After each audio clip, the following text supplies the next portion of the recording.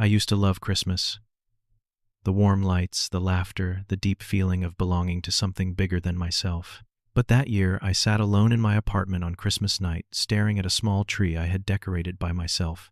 Just hours earlier, I walked out of my family's dinner, and I did not look back.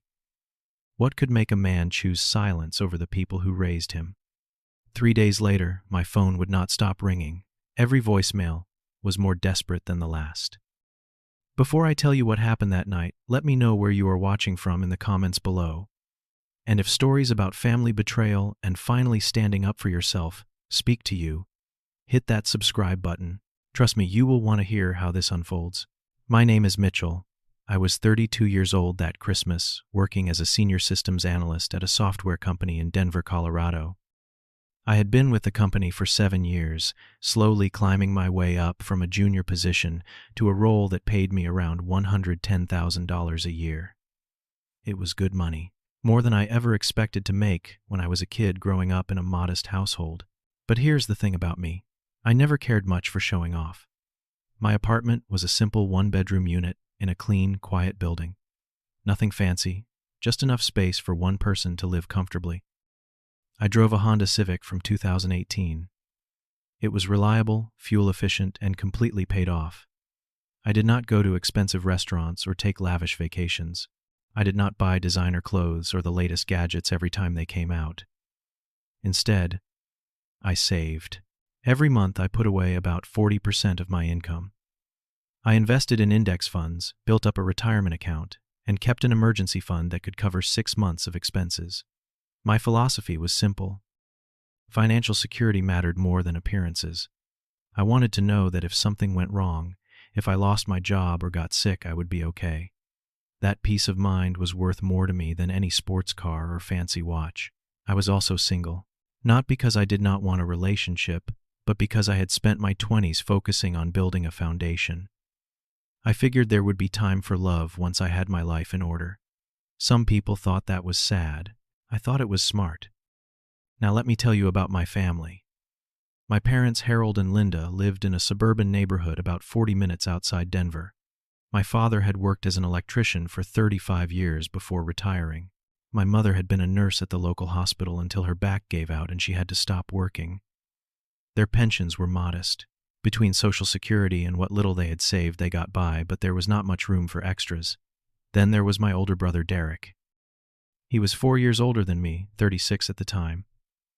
Derek worked as a sales manager at a car dealership. On paper, it sounded impressive. In reality, it meant long hours, constant pressure to hit quotas, and a paycheck that fluctuated wildly from month to month. Derek was married to Amanda. She was 34, and she had not worked outside the home since their first child was born. They had 2 kids, Jaden, who was 8, and Sophia, who was 5. Cute kids. I loved them. I really did. From the outside, Derek and Amanda looked like they had it all figured out. They lived in a 4-bedroom house in one of the nicer neighborhoods. Amanda drove a BMW X5. They posted pictures from vacations in Cancun and ski trips to Aspen. Their Instagram was full of smiling faces and perfect moments. But I knew the truth, or at least I suspected it. The house had a massive mortgage. The cars were leased. The vacations were paid for with credit cards that were already stretched thin. Derek never talked about it directly, but I could see the stress in his eyes whenever money came up. For 5 years, I had been sending my parents $1,200 every single month. It started when my mother called me one night crying because they could not afford her medication and the heating bill at the same time. I did not hesitate. I set up an automatic transfer the very next day. Over those 5 years, I gave my parents more than $72,000. I never asked for it back. I never expected them to repay me. It was just what you do for family, right? But somewhere along the way, they stopped seeing it as help. The money just appeared in their account every month, and they came to expect it like it was their due. Not once did they ask how I was doing financially. Not once did they offer to pay me back when they had a little extra. It just became invisible. And then there was Derek. 3 years before that Christmas, Derek called me in a panic. He and Amanda had found their dream house, but they were short on the down payment. He needed $25,000 to make it work. He promised to pay me back within 2 years. I believed him. I wrote the check. 2 years later, not a single dollar had been returned. When I brought it up once gently, he laughed it off and said times were tight. He would get to it when things settled down. The year after that, Amanda came to me with her own request. She wanted to start an online boutique selling handmade jewelry. She just needed $8,000 for inventory and a website. She was so excited, so full of plans. I gave her the money. The boutique lasted 4 months before she quietly shut it down. The money vanished along with her entrepreneurial dreams. Then there was the time Derek's BMW broke down and needed a new transmission. $5,000. He looked at me with those desperate eyes, and I paid for it. He said he would pay me back when his next commission check came in. That was 18 months ago. Every birthday, every Christmas, I showed up with generous gifts for my niece and nephew. Video game consoles, designer toys, savings bonds for their college funds. I never spent less than $500 on each kid. When I added it all up, I had given Derek and Amanda close to $40,000 over the years. And I had not seen a single penny returned. I never demanded the money back. I never held it over their heads. I told myself that family was more important than money, that one day they would recognize what I had done for them and be grateful. I was wrong. The week before Christmas, I spent hours picking out the perfect gifts. For my parents, I found a high-end massage chair that cost $800. My mother had been complaining about her back pain for years, and I thought this might give her some relief. For Derek and Amanda, I bought a beautiful set of Japanese kitchen knives that ran $300. Amanda had mentioned wanting to cook more at home. For Jaden, I got a Nintendo Switch with 3 games totaling about $400. And for little Sophia, I found an American Girl doll with a whole collection of accessories. $250. Altogether, I spent nearly $1,800 on Christmas gifts that year. I wrapped each one carefully, wrote personal notes on the tags, and loaded them into my car on Christmas Eve. On Christmas Day, I put on a navy blue sweater, a pair of clean khaki pants, and my best casual shoes. Nothing flashy, just neat and presentable.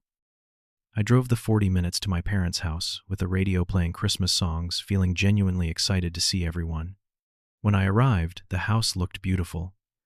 My mother had outdone herself with the decorations. There was a tall Christmas tree covered in ornaments we had collected over the years, strings of lights framing every window, and the smell of roasting turkey filling the air. I carried my armload of presents inside and was greeted with hugs and hellos. My father shook my hand. My mother kissed my cheek. Derek gave me a slap on the back, and Amanda offered a polite smile. The kids ran up to hug my legs, before racing back to play with their new toys. At first, everything felt normal. We sat around the living room making small talk while my mother finished up in the kitchen. Derek started telling everyone about a potential promotion at work. His boss had hinted that he might be moving up to regional manager by spring. He spoke about it like it was already a done deal, even though I knew better than to count on anything in sales until the paperwork was signed. Amanda chimed in next, announcing that she had just booked a family vacation to Cancun for February, a whole week at an all-inclusive resort. The kids cheered. My parents smiled.